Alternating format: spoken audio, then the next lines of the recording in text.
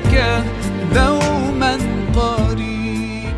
Alhamdulillah, di pagi hari ini Allah berikan kita taufik untuk bisa hadir sholat subuh berjamaah, beriktikaf di masjidnya Allah Subhanahu wa Ta'ala dalam melaksanakan serangkaian ibadah yang kita lanjutkan dengan kajian agama, amal ibadah dilipat gandakan di bulan ini. Sholawat serta salam semoga menjadi kombinasi amalia kita di bulan Ramadan ini supaya lebih bertambah pahala, keberkahan, lebih dikenal oleh Nabi Muhammad SAW, berharap mendapat syafaatnya Nabi di hari kiamat kelak. Hadirin sekalian, kita sudah masuk di bulan Ramadan. Hari ini hari keempat.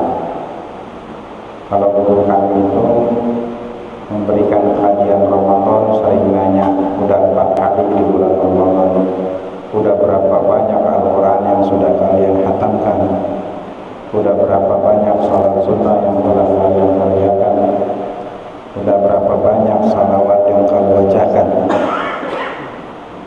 Selalu mempertanyakan seperti itu, karena dalam hadis hasibu anfusakum qabla an tuhasabu, hisablah diri kalian sebelum kalian dihisab oleh Allah Subhanahu wa Ta'ala.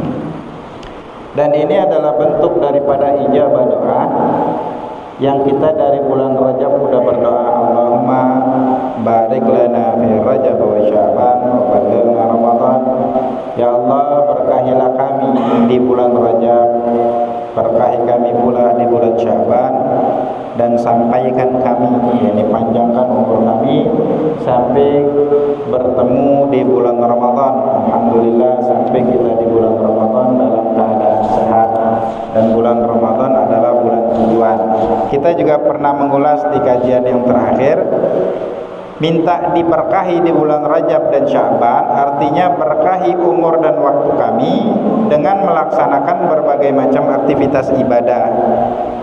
Kalau kita istilahkan kemarin di bulan Rajab dan Sya'ban udah panaskan mesin, jadi udah rajin baca Qur'annya, rajin sholatnya. Di bulan Ramadan tinggal penambahan dan pelancaran itu aja.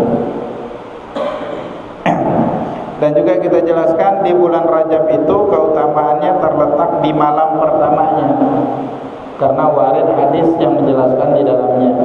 Kalau bulan Sya'ban itu masyhur untuk kita, terletak di malam nisfu Sya'bannya keutamaannya. Kalau Ramadan di malam-malam akhirnya. Saking pentingnya, Nabi malam 21 itu masuk masjid gak pernah keluar lagi dari masjid kecuali malam takbiran. Jadi satu malam suntuk iktikaf.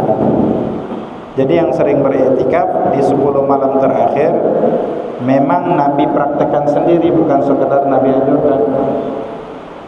I'tazalan nisaa. Nabi enggak berhubungan sama istrinya sama sekali di malam-malam nisful akhir, 10 malam terakhir di bulan Ramadan, karena kebanyakan ulama mengatakan terdapat satu malam yang mulia namanya malam Lailatul Qadar. Jadi maunya semakin hari dan semakin malam bulan Ramadan semakin tambah amalianya. Jadi bulan Ramadan ini bulan yang Allah khususkan untuk memperbanyak amalia ukhrawi. Jadi jangan sampai kita itu gagal tujuan, gagal maksud, gagal memahami maksud daripada Allah berikan bulan Ramadan ini kepada hambanya. Karena dalam hadis Rajab, inna Rajaba syahrullah, Rajab itu bulannya Allah, wa inna Sya'ban syahri, sedangkan Sya'ban kata Nabi bulanku, wa anna Ramadan syahra ummati, wa anna Ramadan syahra ummati, sesungguhnya Ramadan dan sesungguhnya Ramadan adalah bulannya umatku. Disebut dalam hadis yang lain sayyidus syuhur, penggurunya para bulan. Jadi tidak ada bulan seperti bulan Ramadan dalam 12 bulan Hijriah. Dari keutamaan, bulan pengampunan, dari malam pertama sampai malam terakhir pintu surga terbuka. Makanya yang meninggal di bulan Ramadan meninggal dalam keadaan syahid.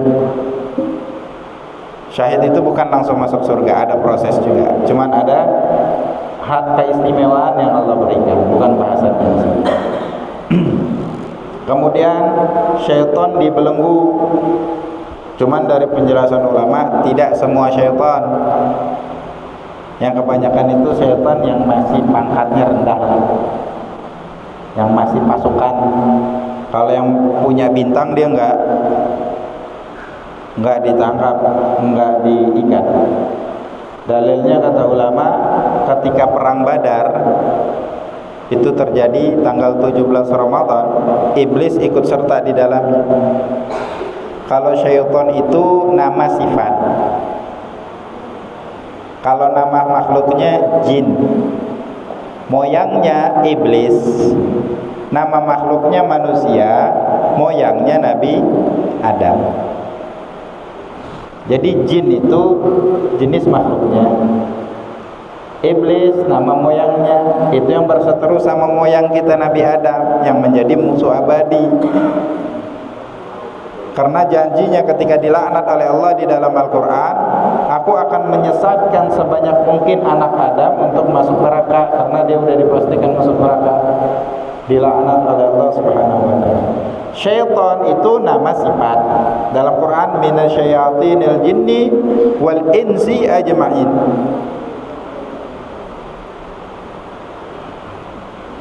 Dari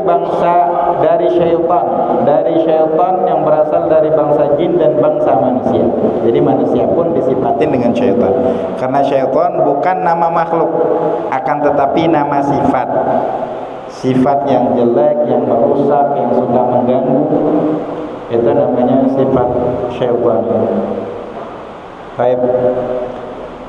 Dan juga amal ibadah dilipat gandakan dengan pelipat gandaan luar biasa. Satu hadis ntar kita bakal jelaskan. Jadi yang mau kita katakan, takut terlupa, di bulan Ramadan itu semakin yang pertama, dalam 12 bulan Allah minta 1 bulan ini fokus saja untuk ibadah. Sebagaimana dalam 1 minggu diminta fokus ibadah di hari Jumat. Kalau salaf terdahulu itu dari habis sholat subuh dia iktikaf di masjid sampai sholat Jumat. Kalau di Tarif di Hadramut di Yaman Selatan, mereka sholat subuh berjamaah, terus pergi ke masjid Jame', masjid yang diselenggarakan sholat Jumat di dalamnya, sampai sholat Jumat. Setelah sholat Jumat dia nggak balik lagi, pergi lagi ke masjid namanya Masjid Ba'alawi, sampai sholat asar baru pulang ke rumah. Jadi benar-benar dimaksimalkan hari Jumat untuk ukhrawi. Yang kayak gini pun mati masih takut masuk neraka. Nah, kita nggak ada apa-apa, Jumat pun kita masih dagang, masih bisnis. Nah, kalau Ramadan juga masih banyak aktivitas duniawi. Jadi minta 1 bulan ini dalam 1 tahun aktivitas ukhrawinya lebih dominan, ibadahnya diperbanyak. Bahkan salaf terdahulu 6 bulan mereka nabung, dibuka tabungannya untuk bulan Ramadan supaya enggak kerja sama sekali. Kita malahan di bulan Ramadan banting tulang cari duit untuk lebaran gitu. Oke, jadi udah salah fokus ya, udah salah niat. Mereka cari duit untuk Ramadan. Maksudnya ibadah Ramadan full, nggak perlu cari duit lagi. Nah, ini di akhir-akhir bulan Ramadan banyak yang buka puasa, banyak yang nggak puasa, jualan. Alasannya lagi rame-ramenya orang, nggak kuat kalau nggak ini. Malam-malam akhir yang diminta untuk memperbanyak ibadah. Jadi kuantitasnya ditambah, kualitasnya juga ditingkatkan. Malahan ada yang sibuk ngecat rumah, capek malamnya nggak tarawih. Ada yang sibuk masak ini dan masak itu. Jadi kita itu berada di dimensi yang berbeda dengan para ulama terdahulu yang amal ibadahnya luar biasa, takut masuk neraka. Yang kita nggak ada bekal, cuman kayaknya aman aja masuk dari neraka. Hati-hati. Hati-hati kalau hal ini berlanjut, ditakutkan akan membawa malapetaka kita hidup sia-sia di dunia. Banyak hal-hal yang terlewatkan. Jadi maksudnya sekian hari, sekian tingkatkan amal ibadahnya.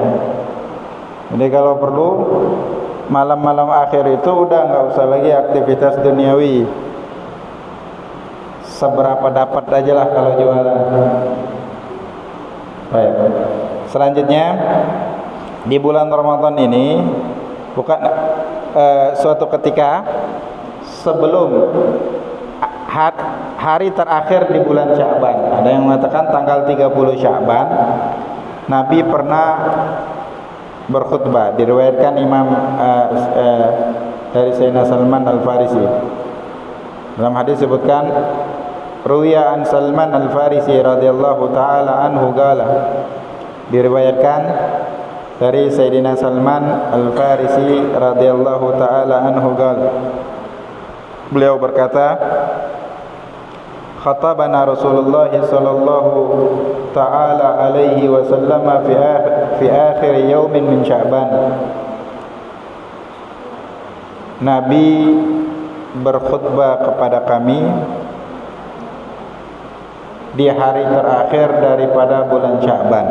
Khutbah artinya memberikan tausiah. Faqala, Nabi bersabda, ayyuhan nas, wahai manusia, qad adallakum syahrun azim, telah menaungi kalian bulan yang agung, syahrun mubarak, bulan yang penuh kemuliaan, keberkahan di dalamnya. Fihi Lailatul Qadri, di dalamnya terdapat Lailatul Qadri. Lailatul itu malam, Qadar itu adalah kedudukan. Sebenarnya ada kalimat yang disembunyikan, yaitu Lailatul Azimatil Qadri, malam yang agung kedudukannya. Itu malam Lailatul Qadar, sudah jadi istilah. Khairun min alfi syahr, yang mana malam Lailatul Qadar ini lebih baik daripada 1000 bulan. Apa lebih baiknya? Artinya setiap ibadah yang kita lakukan di malam itu diganjar pahalanya seperti beribadah 1000 bulan. Jadi 1000 bulan tuh nggak makan, nggak minum, kerjanya cuman ibadah aja. Kerjanya cuma ibadah. 1000 bulan namanya. Sampai 83 tahunan.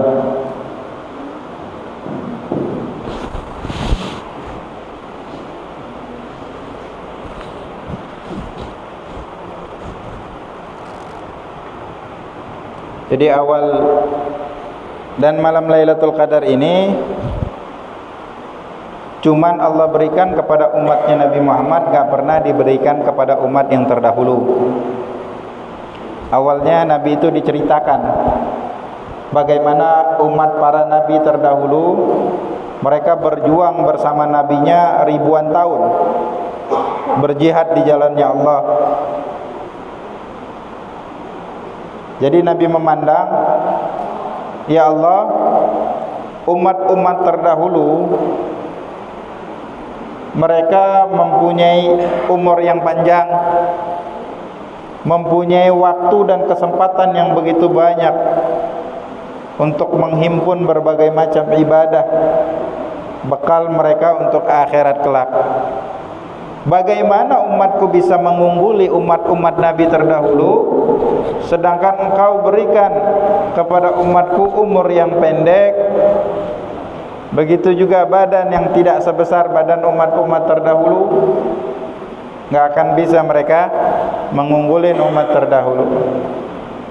Karena hal itu maka diturunkanlah malam Lailatul Qadar. Lailatul Qadri khairun min alfi syahr. Akan tetapi ulama juga menjelaskan min sunnatullah fi khalqi, Allah udah tetapkan aturan dan itu bisa kita teliti daripada konsep Al-Quran yang Allah turunkan. Setiap Allah jelaskan tentang surga, gak lama muncul ayat tentang neraka, biasanya langsung. Tentang kebaikan, tentang kejelekan, tentang nikmat, tentang azab, begitu terus.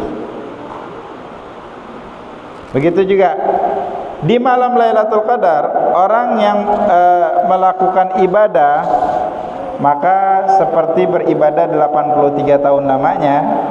Begitu juga yang maksiat, dilipat gandakan dosanya seperti bermaksiat 83 tahun lamanya. Ini konsepnya juga sama, dikiaskan kata ulama. Disebutkan ketika sholat di Masjidil Haram itu, satu sholat itu diganjar dengan 100.000 sholat pahalanya. Nah, ulama katakan juga yang bermaksiat di Masjidil Haram, jadi dosanya 100.000 kali lipat. Yang paling sering, yang sering diingatkan juga oleh ulama, berdesak-desakan mau ke Hajar Aswad, apalagi perempuan, kan itu ikhtilat ya, badan laki-laki sama perempuan nempel. Nyium Hajar Aswad sunnah, buat maksiat 100.000 kali lipat. Jadi seperti 100.000 kali kita lakukan di luar Masjidil Haram dosa itu, dilipat gandakan. Bahayanya kalau kita ibadah nggak ada modal ilmunya, gagal prioritas, dan itu banyak terjadi oleh jamaah umrah, jamaah haji ya. Jadi kita katakan, padahal dia di Mekah ada 4 hari, 5 hari, umrohnya cuma 2 kali. Padahal umroh itu ya tetap aja rukunnya kan udah dijelasin. Cuman datang ke mikot, kemudian tawaf Ka'bah 7 kali, sa'i 7 kali, potong rambut, dia bisa lagi naik taksi ke sana lagi ke mikot. Mau sholat sunnatul ihram boleh, kalau enggak langsung aja suruh taksinya balik lagi. Sudah niat ketika di tanah hil, paling dekatnya itu Tan'im, udah keluar niat nawaitul umrah wa ahramtu bihi lillahi ta'ala, masuk lagi Masjidil Haram, tawaf lagi 7 kali, sa'i bolak-balik, potong lagi, keluar lagi, umrah lagi. Artinya bisa umrah berkali-kali. Ada orang yang udah umrah puluhan kali, cuman setiap datang umrahnya cuman sekali. Ada orang umrohnya sekali, cuman dia umroh udah puluhan kali, 1 kali datang aja. Jadi kan lebih ke apa? Lebih ke wisata kayaknya ke sana. Gagal prioritas. Jadi banyak hal yang semacam ini di dalam hidup. Hidup itu kesempatan sekali aja yang Allah berikan. Nah, bebas kalian mau isi apa? Mengisi kebaikan atau kejelekan? فَمَنْ يَعْمَلْ مِثْقَالَ ذَرَّةٍ خَيْرًا يَرَهُ وَمَنْ يَعْمَلْ مِثْقَالَ ذَرَّةٍ شَرًّا يَرَهُ مَنْ عَمِلَ صَالِحًا فَلِنَفْسِهِ وَمَنْ أَسَاءَ فَعَلَيْهَا. Orang yang berbuat baik untuk dirinya, yang berbuat jelek bakal mendapatkan ganjarannya. Sama semuanya di akhirat. Baik. Jadi di malam-malam akhir, nah malam Lailatul Qadar itu secara spesifik malam yang mana nggak dikasih tahu. Nggak dikasih tahu, nggak ada hadis yang mengatakan malam Lailatul Qadar itu cuma malam ini. Makanya pendapat ulama ada puluhan pendapat, di mana secara khusus itu pun ijtihad, menerka-nerka dari hadis. Kata ulama, kenapa diibhamkan? Kenapa tidak dikhususkan satu malam? Supaya 1 bulan penuh umat Islam itu termotivasi untuk selalu meningkatkan ibadah. Supaya termotivasi. Jadi ada yang mengatakan malam Lailatul Qadar itu enggak khusus di bulan Ramadan, ada pendapat ini. Pokoknya 1 tahun itu ada 1 malam. Dan kebanyakan pendapat di bulan Ramadan. Yang di bulan Ramadan enggak mesti nisful akhir, ada yang mengatakan dari malam pertama sampai terakhir ada. Cuman kebanyakan di 10 malam terakhir, yaitu genap dan ganjil. Di 10 malam terakhir pun masih silang pendapat, kebanyakan di malam-malam ganjil. Nah, di malam-malam ganjil semakin banyak pendapatnya. Ada yang mengatakan malam 21. Malam 17 ada juga malam 17 Ramadan. Karena di dalam ayat Inna anzalnahu fi lailatul qadar. Sungguhnya kami turunkan Al-Qur'an di malam Lailatul Qadar, salah satu tafsirnya. Dan diturunkan Al-Qur'an, nuzulul Qur'an itu kapan? Tanggal 17 Ramadan. Kata ulama, pada saat Nabi diturunkan, ketika Nabi terima Al-Qur'an, malam itu kebetulan malam Lailatul Qadar Allah tentukan. Untuk selanjutnya hadis yang disampaikan oleh Nabi.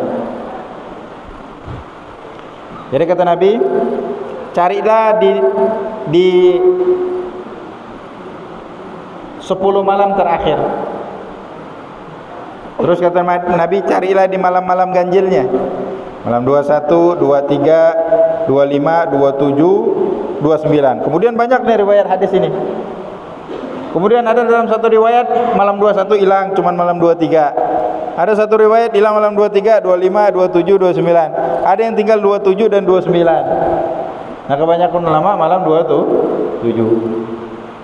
Malam 27. Ada lagi ulama berdasarkan tajribah dia. Bisa ditentukan dengan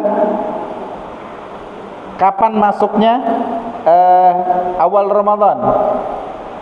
Kapan awal Ramadannya? Ada yang mengatakan kalau malam ganjil itu bertepatan dengan malam Jumat, itu yang paling memungkinkan untuk terjadinya malam Lailatul Qadar. Ala kulli hal, semuanya enggak ada kepastian. Makanya Nabi di 10 malam terakhir udah i'tikaf di masjid, enggak keluar. Keluarnya ketika terbit fajar, Makanya banyak yang membuat acara i'tikaf. Baik. Ja'alallahu ta'ala siyamahu faridatan wa qiyama lailihi tatawuan.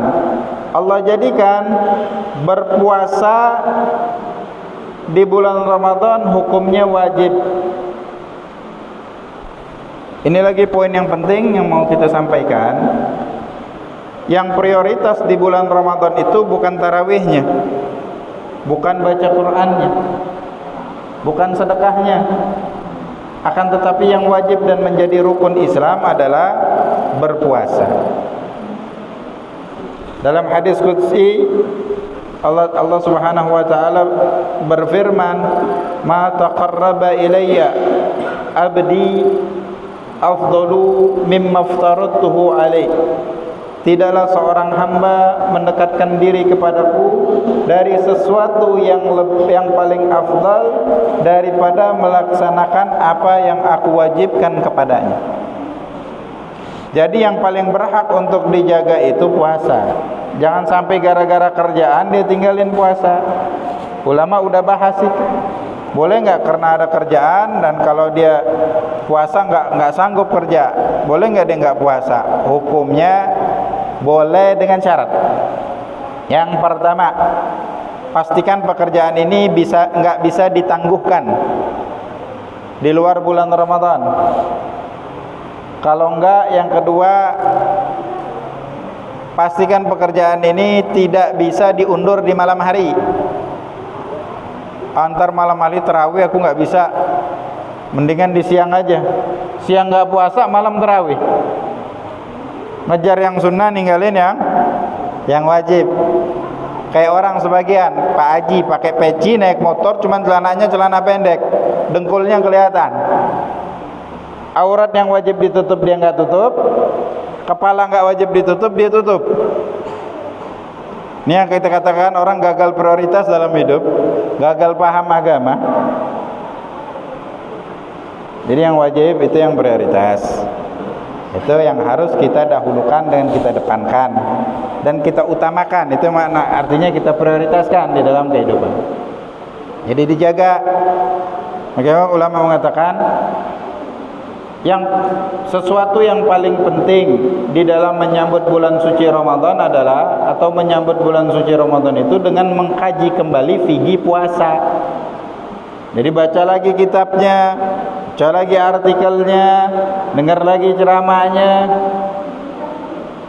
Nah, dari puasa itu, setiap ibadah kan ada rukunnya. Puasa ada rukunnya 2. Yang pertama niat. Kita juga pernah singgung kemarin tentang niat ya. Karena dalam hadis innamal a'malu binniyat, sungguhnya amal ibadah sah tidak sahnya itu bergantung dengan niat. Dan niat itu melafazkannya sunnah, melafazkan niat bukan niat. Melafazkan niat bukan niat. Nawaitu sauma ghadin bukan niat. Nawaitu sauma ghadin bukan niat. Itu namanya lafaz nih. Karena dalam bahasa Indonesia niat itu di dalam hati bukan di dalam mulut. Kalau dia mengatakan aku niat kok dalam mulutku, aku niat pakai mulutku, benar nggak? Salah. Aku niat di dalam hati. Padahal dalam hati aku udah niat. Benar kan kalimatnya? Padahal dalam mulut aku udah niat. Salah dalam mulut. Jadi nawaitu sauma bukan niat. Itu melafazkan niat, hukumnya sunnah. Kenapa disunnahkan? Supaya menggampangkan hati untuk menghadirkan niat. Apa itu niat? Niat itu membayangkan suatu amalia yang bakal kita lakukan dan kita berniat untuk melakukannya, bertuju untuk melakukannya. Jadi ketika mengucapkan nawaitu, aku berniat sauma, berpuasa, jadi puasa itu udah tergambar di dalam pikiran kita, yaitu dari terbit fajar sampai terbenamnya matahari, nggak makan, nggak minum, nggak melakukan hal-hal yang membatalkan puasa. Udah kita gambarkan, kita tuju itu. Jadi juga bukan menghadirkan lafaz di dalam hati. Usolli fardhu dhuhri, bukan menghadirkan lafaz ini di dalam hati. Berniat untuk melakukan sholat yang rukunnya dari takbiratul ihram sampai salam. Secara global, nggak perlu rinci. Itu niat. Sesuai dengan bahasa Indonesia namanya niat, ya itu niat. Aku niat memang dari jauh-jauh hari pengen, ntar kalau lebaran pengen pergi ke sini, pengen pergi. Kan itu karena niat. Udah digambarkan kan di dalam hatinya. Udah digambar di dalam pikirannya. Dia tuju untuk melakukan itu. Itu namanya nih niat. Jadi ketika nawaitu sauma ghadin an ada'i fardhi syahri Ramadan hadhihi sanad. Niat itu cuma cukup, aku niat puasa Ramadan cukup. Aku niat puasa Ramadan cukup.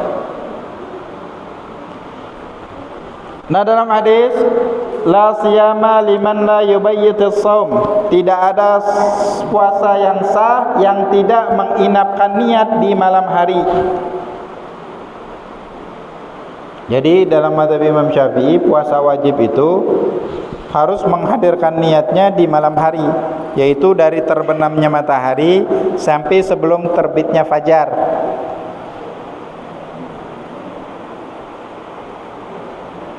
Makanya kalau di tempat kita belajar dulu di Tarim, di Hadramaut, di Yaman, habis sholat maghrib berjamaah, setelah zikir, i'taqadu ala shaum, enggak ditalkinin niatin, cuma enggak ditalkinin niatnya. Dan ini dalam fikih juga disunahkan. Imam sholat wajib itu sholat maghrib ngingatin untuk niat puasa, i'taqadu ala shaum, berniatlah kalian untuk puasa, diniati. Lebih spesifik ulama mengatakan ketika sebelum buka puasa, ketika waktu udah masuk, udah dengar adzan maghrib, maka yang pertama kali dianjurkan adalah niat kembali untuk puasa esok hari. Karena kalau kelupaan niat di malam hari, berarti kan rukunnya nggak komplit.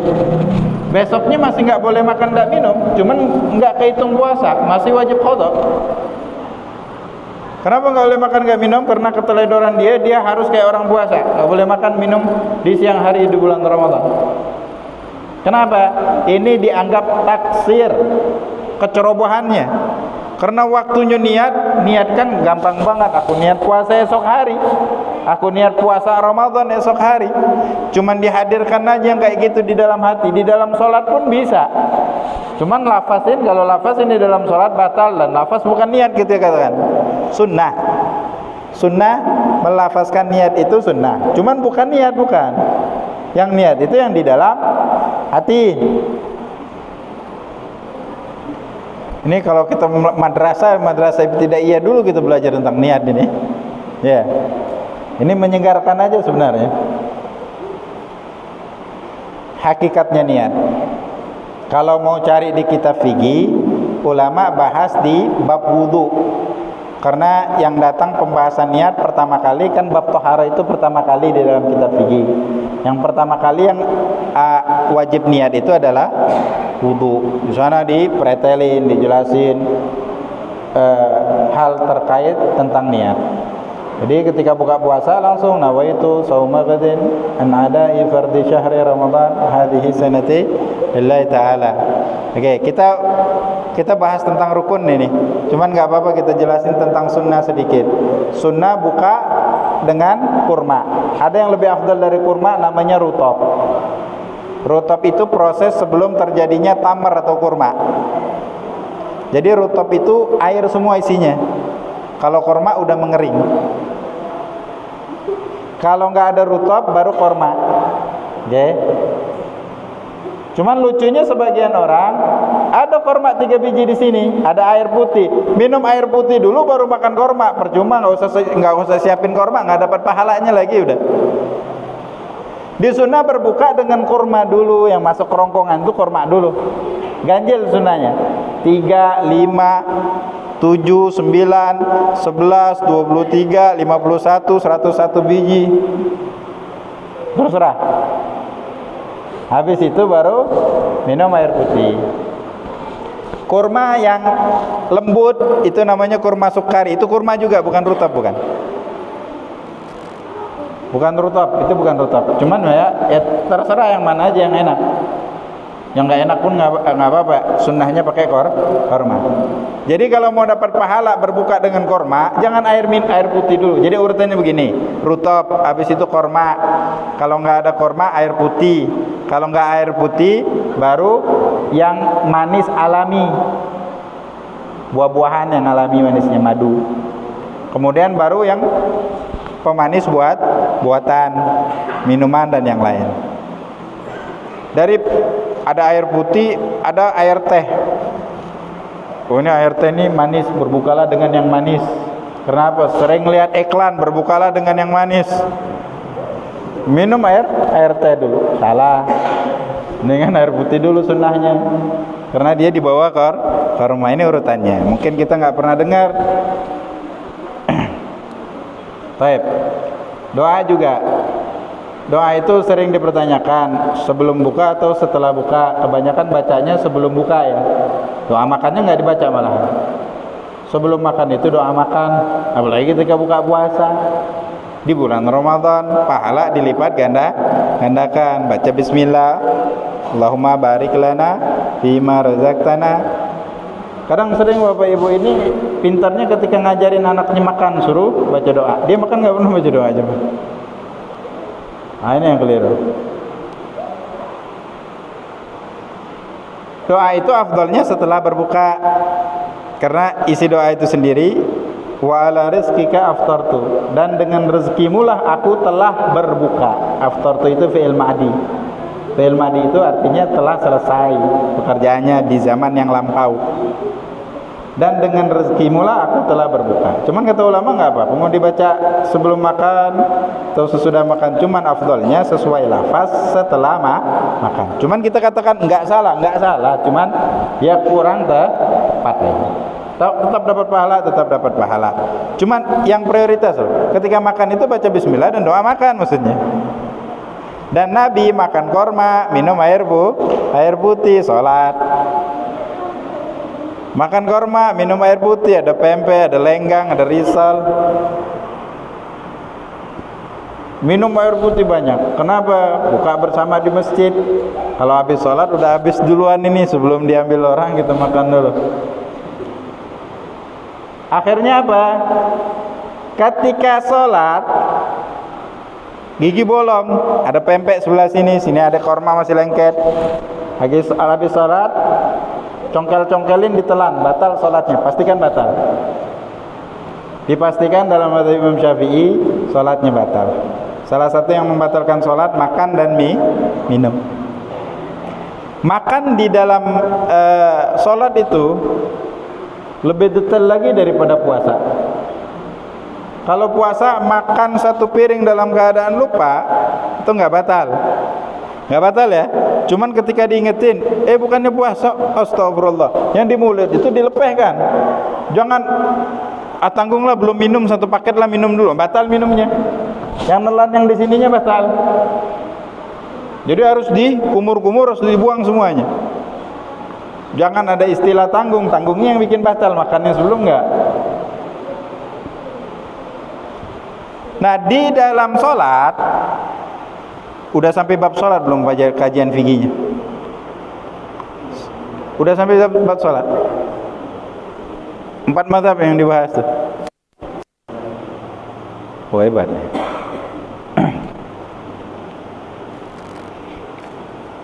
Kalau seandainya ketelan satu butir nasi dalam keadaan lupa di dalam sholat, hukumnya batal.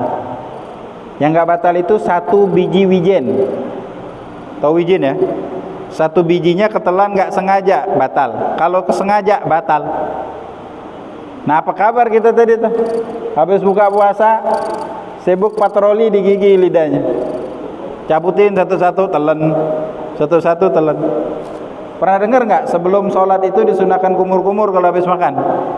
Fungsinya ini supaya nggak ketelan ketika sholat, batal sholatnya. Satu. Yang kedua, salah satu yang membatalkan sholat itu najis. Syarat sah sholat suci daripada najis pakaian, badan dan tempat. Syarat sah sholat. Jadi kalau syaratnya dilanggar pun batal sholatnya. Salah satu yang najis itu muntah. Salah satu muntah itu tajasyu. Tajasyu atau muntah, sesuatu yang muntah itu kategorinya sesuatu yang sudah masuk ke dalam perut, keluar lagi. Walaupun nggak berupa wujud, walaupun berupa air putih. Yang makannya banyak, perutnya kalau orang Jakarta begah ngomong. Kepenuhan. Akhirnya ketika ruku dan sujud ada yang keluar dari kerongkongannya. Itu yang namanya muntah. Kalau dia sholat, batal sholatnya. Dan air liurnya nggak boleh ditelan lagi. Karena menelan najis, mengkonsumsi najis, hukumnya haram. Mulutnya najis itu harus kumur-kumur. Nah, kalau dilakukan di sholat subuh atau qobliyah subuh, keluar dia telan, batal puasanya. Sholatnya udah pasti batal dari awal. Jadi kalau yang sering betaha gitu, kadang ada keluar, tahan dulu. Apalagi mau ruku, mau sujud. Pernah dengar nggak ini? Ini di fikih mazhab Imam Syafi'i diuraikan masalah ini. At-tajasyu. Di bab puasa juga dijelaskan. Kadang ada keterkaitan dengan sholat, dijelaskan. Min bab syai' bi syai' yudhkar disebut. Jadi ini yang paling penting harus diwaspadai. Ya. Jadi makan jangan terlalu banyak kalau mau sholat maghrib. Jadi kalau masih ada yang sisa di mulut, itu dipinggirkan aja, taruh di pinggir bibir. Taruh pinggir bibir. Susun satu-satu. Assalamualaikum, langsung telan. Nggak apa-apa. Kalau sholat maghrib, kalau sholat subuh jangan ditelan. Puasa kan habis sholat subuh. Poin penting ya. Jadi kalau yang makan terus keluar sesuatu dalam sholat itu umum, mau puasa nggak puasa.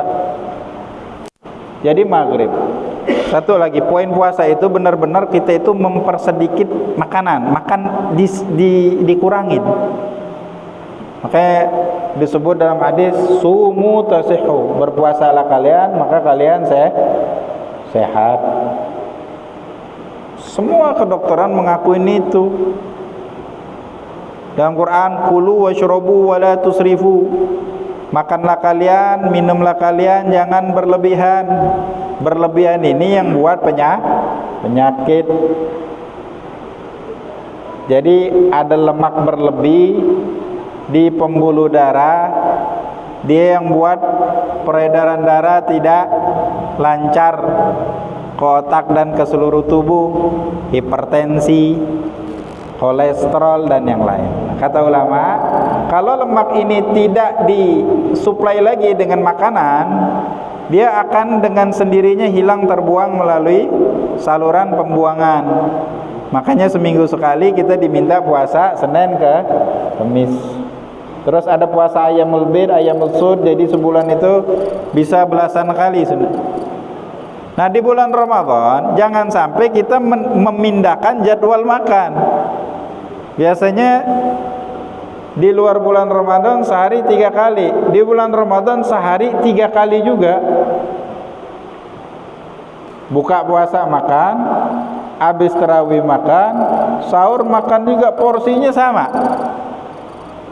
Pas timbang habis bulan Ramadan, rupanya bobotnya naik, berarti kan nggak berhasil ini. Secara kewajiban rukun dan syarat terpenuhi sah, cuman secara tujuan itu tidak maksimal. Jadi diminta memang benar-benar nggak nafsu makan di bulan Ramadan, itu makannya sedikit. Kecuali yang punya asam lambung dan yang lain ikutin anjuran dokter ya. Kalau yang lain ya diminta mempersedikit porsi makan, persedikit porsi makan. Cuman yang paling penting tadi, buka puasa jangan terlalu banyak. Biasakan korma dengan air putih aja dulu. Biasain. Kadang-kadang udah nggak kuat, ada pempek, ada ini di depan. Makanan kesukaan langsung ditelan aja semua. Makan itu dulu baru sholat. Nah kalau di tempat kami mondok di Tarim gitu, habis sholat maghrib berjamaah, sholat tasbih berjamaah. Karena santri semua di situ. Lo makan malamnya pas adzan isya. Terawihnya jam 9, karena di sana luasnya satu kelurahan ada 360 masjid, dan masjid itu nggak satu waktu melaksanakan sholat tarawih. Beda kita kalau buka bersama, ngobrol udah lewat, nggak ada lagi masjid yang melaksanakan sholat tarawih karena satu waktu. Di sana sampai jam 1 malam pun masih ada masjid yang baru sholat tarawih jam 1 malam. Itu finishnya. Jadi bebas kita mau sholat. Jam berapa ini? Ada sholat tarawih jam 10 aja lah di masjid itu. Datang sana. Kalau kita jam 9. Baik.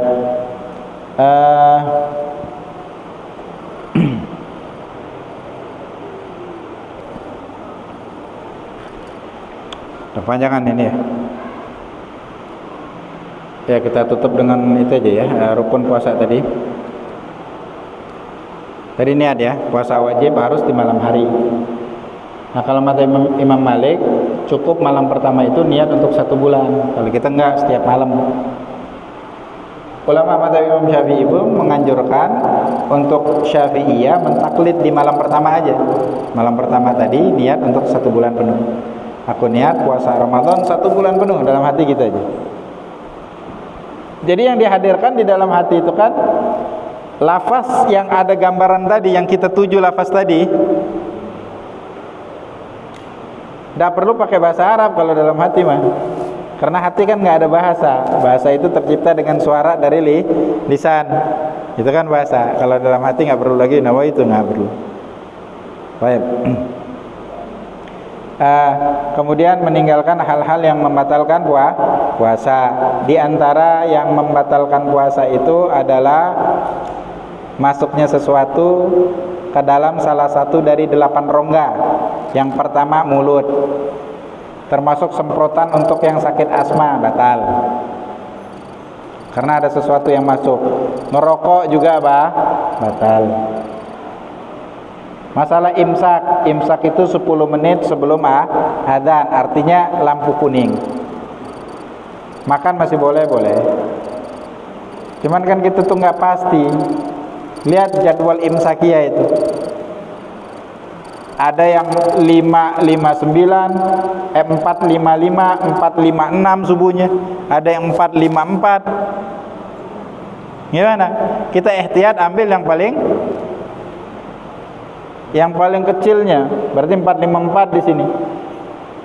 Nah sebelum itu jangan makan 1 menit dan 2 menit kalau bisa diundur, karena bisa aja kesalahan 1 menit 2 menit. Kalau dalam adzan kita ambil yang paling jauh. Ada yang adzannya 6:17, ada yang 18, ada yang 19, ada yang 20. Kita yang 20. Sabar aja 1 menit 2 menit. Kalau nunggu adzan dari masjid udah keburu lapar. Nggak tahu masjid di bulan Ramadan makan dulu muadzinnya. Makan dulu baru adzan. Yang di rumah lama nunggu, kok lama ya di Jambi ya. Apalagi orang dari luar Jambi. Jambi adzannya lama ya. Enggak tahu di luar Jambi apa sama juga. Dan pastikan jamnya ini jangan keliru, karena banyak yang adzan nggak tepat waktu. Kita sering ingetin di masjid-masjid. Kadang jadwal adzannya benar, subuh, maghrib sampai yang lain. Cuman jamnya, kadang-kadang jamnya ada yang kecepatan 1 menit, 2 menit. Nah kalau adzan maghrib kan fatal nggak? Fatal ini. Harusnya belum azan dia udah azan. Yang di rumah makan, orang batal puasa gara-gara dia, dosanya besar. Pengurus masjid bagi rata lah dosanya. Ini harus di-upgrade. Ini harus terus-terus di-upgrade. Bukan bulan Ramadan aja, bulan yang lain juga. Ada orang yang di rumah-rumah itu dia sakit dia. Jadi susah toharonya. Jadi pengennya dengar adzan dia langsung sholat. Tahu-tahu kita adzan kecepatan, belum masuk waktu. Yang salah apa? Yang salah jamnya, bukan jadwal adzannya. Jamnya kecepatan dari waktu Indonesia bagian barat. Cek. Nah, kita katakan masjid itu ada beberapa jam, kadang jamnya nggak kompak, menggambarkan pengurusnya. Ini kompak ini kayaknya. Nggak kompak, kadang satu jam sama jam yang lain. Maka pakai handphone beberapa handphone kalau bisa. Kalau muadzin di Tarim itu, ya kalau muadzin lihat handphonenya, lihat jam tangannya, lihat jadwal baru adzan. Hebatnya. Karena haram lah. Salah satu syarat sah salat itu harus ma'rifatu dukhulil waqt, meyakinin dan mengetahui masuknya waktu salat. Indikasinya azan. Padahal waktu belum salat kita udah belum masuk udah azan. Itu dosa. Di bab azan dijelaskan itu ya. Baik. Masuknya sesuatu dari 8 rongga. Rongga tadi kedua lubang hidung, kedua lubang telinga, kemudian kubul dan dubur sama ihlil, puting, lubang putingnya perempuan. Yang pakai kateter itu selang yang dimasukkan melalui saluran kencing, itu nggak bisa puasa dia. Kadang-kadang dia nggak di rumah sakit, memang udah boleh pulang ke rumah, cuman kencingnya harus dengan kateter. Itu nggak bisa puasa, jangan dipaksain puasa, nggak puasa dia. Masukin, dia sakit, harus dimasukin obat melalui lubang duburnya, batal. Boleh nggak? Boleh. Batal nggak? Batal. Wajib qadha. Walaupun sifatnya darurat. Kalau suntik ada yang mengatakan batal, ada yang mengatakan enggak. Sebaiknya dihindari, kalau bisa di malam hari. Kalau infus ya pasti batal. Kalau infus dikatakan nggak batal, orang pakai infus semua kalau kehausan. Tinggal beli aja infus. Enak, lapar nggak haus. Batal pasti. Dahak ditelan batal. Kalau udah keluar di mulut nggak boleh ditelan. Kalau udah keluar kerongkongan nggak boleh ditelan, harus dilepain. Air ludah nggak apa-apa, syaratnya 3. Yang pertama murni, nggak ada campuran yang lain. Ibu-ibu nyicip makanan, makruh kata ustadznya. Cicipnya, habis dicicip ditelan. Yang dikatakan nyicip makruh, habis itu dilepein karena air ludah itu boleh ditelan kalau nggak ada zat yang lain masuk di situ. Kalau boleh cicip aja saat setengah panci dicicip. Judulnya nyicip akhirnya habis. Enggak ya, dicicipin tahu rasanya, dilepein langsung. Nggak boleh ditelan. Kalau ditelan batal puasanya. Yang kedua harus suci. Jadi kalau ada najis dari gusi dan yang lain harus dibuang, kumur-kumur dulu, dibuang. Yang terakhir nggak boleh keluar dari mulut. Kalau udah keluar dari mulut, udah direlakan aja, dibuang aja. Jangan disedot lagi.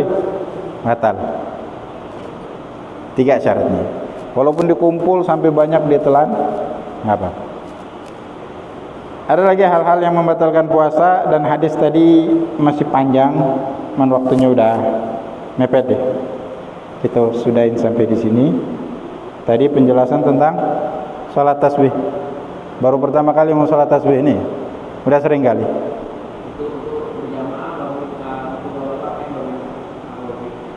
Bapak-bapak nggak pernah salat tasbih, ibu-ibu aja. Jadi salat tasbih ini hadisnya derajatnya hasan. Nabi ucapkan kepada pamannya, ya Abbas,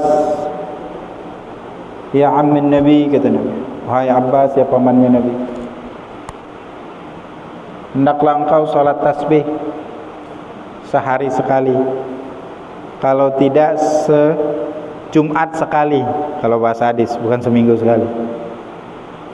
Kalau nggak bisa sebulan sekali, kalau nggak bisa setahun sekali, kalau tidak minimal seumur hidup engkau pernah sholat tasbih sekali. Cara sholat tasbih ada 2 cara. Sholat tasbih itu intinya ada tasbih 300 kali tasbih. Kalau kurang dari 300 tidak dianggap sholat tasbih, dianggap sholat nafil mutlak biasa. Jadi lama nih sholat tasbih yang nggak biasa. Nah tasbih itu, sholat tasbih itu rakaatnya ada 4. Bisa 2 rakaat salam, bisa langsung 4 rakaat 1 kali salam. Selain sholat wajib, kalau bilangan rakaatnya itu lebih dari 2 rakaat, enggak disunahkan tahiyat awal. Kalau mau pakai tahiyat awal boleh aja, nggak dapat tambahan pahala nggak? Kayak sholat witir 3 rakaat kan langsung aja nggak pakai tahiyat awal kan? Sholat witir bilangan rakaatnya maksimalnya 11 rakaat, sama sholat duha maksimalnya 8 rakaat. Mau 4 rakaat 4 rakaat, mau 8 rakaat sekali salam. Cuman kalau dia pakai tahiyat awal, maka menyisakan rakaat yang terakhir itu 2 rakaat atau 1 rakaat. Kalau 1 rakaat kayak sholat maghrib, kalau 2 rakaat seperti sholat yang 4 rakaat, isya, asar, dan zuhur. Dan habis tahiyat awal itu tidak disunahkan lagi membaca surah. Kalau nggak pakai tahiyat awal, baca surah sampai semua rakaat. Itu bedanya. Baik.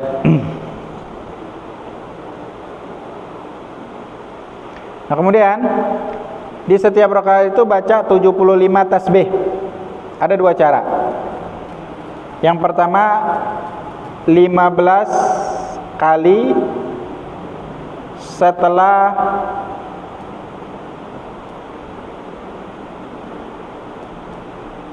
setelah doa iftitah, sebelum membaca bismillah, sebelum baca al-fatihah. Kemudian sebelum ruku 10 kali, pas ruku 10 kali, i'tidal 10 kali, sujud 10 kali, duduk di antara 2 sujud 10 kali, sujud pertama 10 kali, duduk di antara 2 sujud 10 kali, 10 kali lagi sujud yang kedua. Jumlahnya berapa? Berapa jumlahnya? Nggak ngitung nih. Jadi berdiri 25, kan sebelum ini 15, sebelum Al-Fatihah. Sebelum sujud ruku 10 berarti 25, ruku 35, i'tidal 45, sujud lebih ya. Lebih jadinya 25, 35, 45, 55, 65, 75. Pas ya? Pas 75. Cara yang kedua, yang 15 itu sebelum ruku. Kemudian 10 pas ruku, 10 ketika i'tidal, 10 ketika sujud, duduk di antara dua sujud 10, sujud lagi 10, duduk istirahat 10. Duduk istirahat. Nah, dari duduk kan istirahat Allahu Akbar.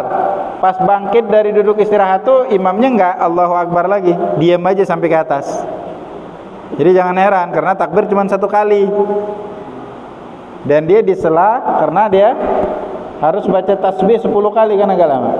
Berdirinya itu si imam nggak pakai takbir lagi karena nggak disunahkan takbir lagi karena takbir cuma satu kali.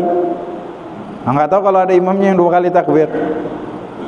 Karena namanya takbir itu kalau di sholat yang lain kan bangkit dari sujud yang kedua itu langsung berdiri, ini kan duduk dulu, duduk istirahat, cuman lama. Kalau di dalam sholat yang lain duduk istirahat itu kan sebentar. Ini baca tasbih 10 kali. Nggak dianjurkan lagi tambah tasbih, nggak disunahkan, makanya langsung berdiri. Cara yang pertama tadi nggak ada di duduk istirahat, langsung berarti. Nah, nggak tahu ini yang biasa pakai cara yang pertama, cara yang kedua. Ibu-ibu biasanya ini. Cara yang pertama, cara yang kedua. Hah? Ini kita mau pakai yang mana ntar bingung lagi.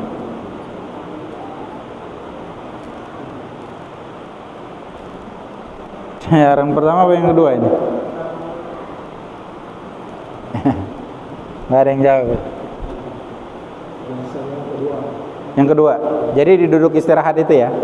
Jadi jangan kaget ntar di duduk istirahat imamnya nggak pandu untuk berdiri pakai takbir. Karena takbirnya kita udah takbir ketika bangkit dari sujud yang menuju.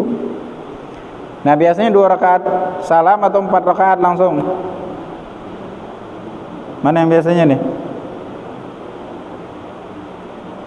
Ini karena kita niatnya ntar 4 rakaat atau 2 rakaat kan? Yang biasanya gimana? Langsung 4. Langsung 4 rakaat. 6 rakaat? 4. Ada 6. Jadi langsung 4 rakaat ya. Nah, yang tadi duduk tahiyat, ada duduk istirahat. Kalau rakaat yang terakhir kan tidak ada duduk istirahat, yang adanya duduk tahiyat. Terserah mau tahiyat dulu baru tasbih atau tasbih dulu baru tahiyat. Nah, kadang-kadang manusia kan lupa. Habis ruku lupa baca tasbih, langsung i'tidal.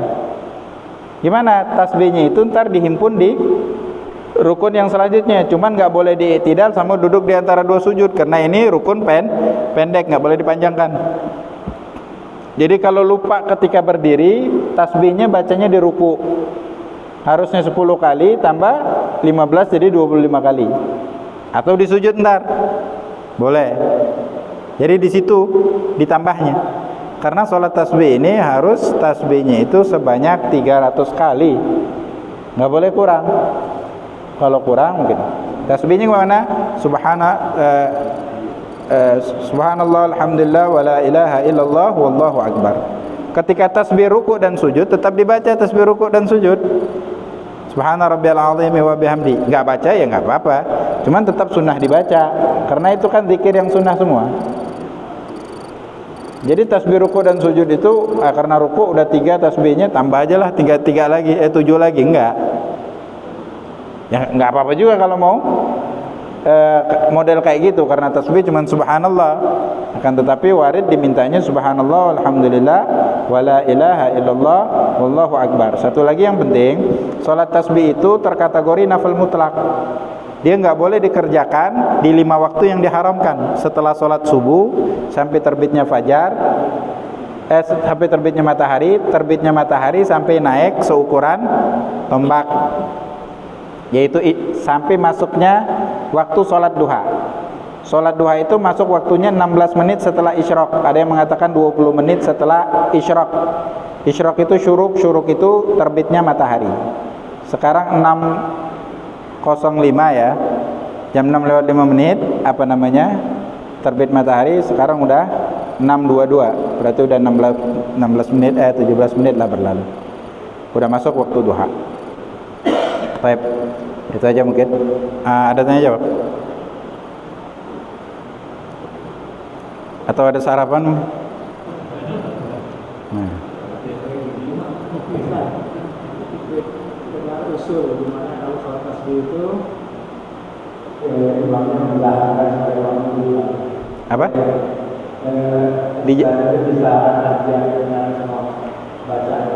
Kalau sholat di siang hari itu kan sunnahnya isror. Nah kita nggak kencengin suara ini. Kalau dikencengin suara, yang jadi imam jangan habis ini udah suara ini. Ini ngarap pada air putih tadi di sini. Cuma lagi puasa. Kalau dijaharin mau 300 kali tasbih habis kerongkongan kering tambah. Tidak disunahkan. Makruh ya. Makruh kalau sholat di siang hari begini. Kalau kita qadha sholat zuhur, asar di malam hari, sunnahnya jahar. Kalau kita ada sama-sama punya utang sholat banyak, kita mau qadha berjamaah dianjurin. Nah kalau kita qadhanya sholat zuhur dan yang lain, maka disunahkan jahar.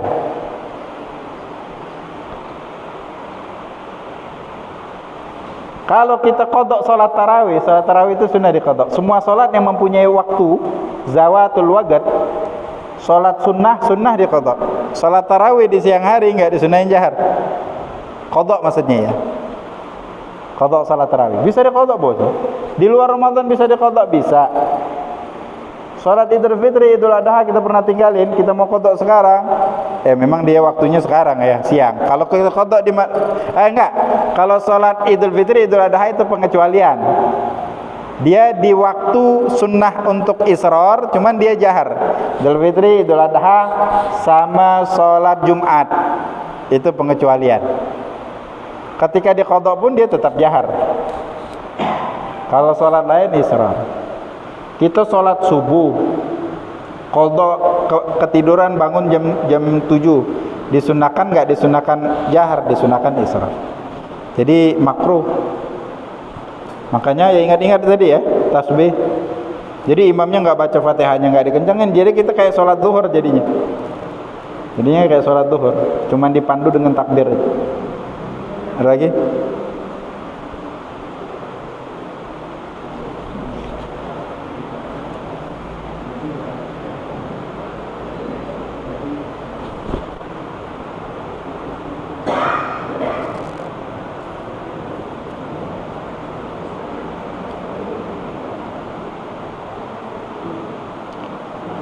Ada lagi? Nggak ada. Untuk mendapatkan Lailatul Qadar, apakah kita bisa membacanya dari awal malam Ramadan sampai akhir Ramadan? Apakah pasti kita mendapatkan Lailatul Qadar itu satu malam yang akan dilewatin oleh semua orang.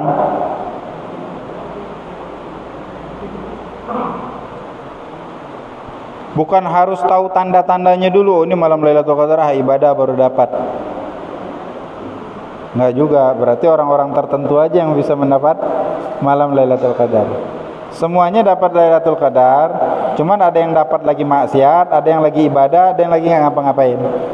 Makanya di malam-malam ganjil itu, di malam terakhir, kalau nggak bisa nambah ibadah, minimal jangan nambah maksiat. Gitu aja.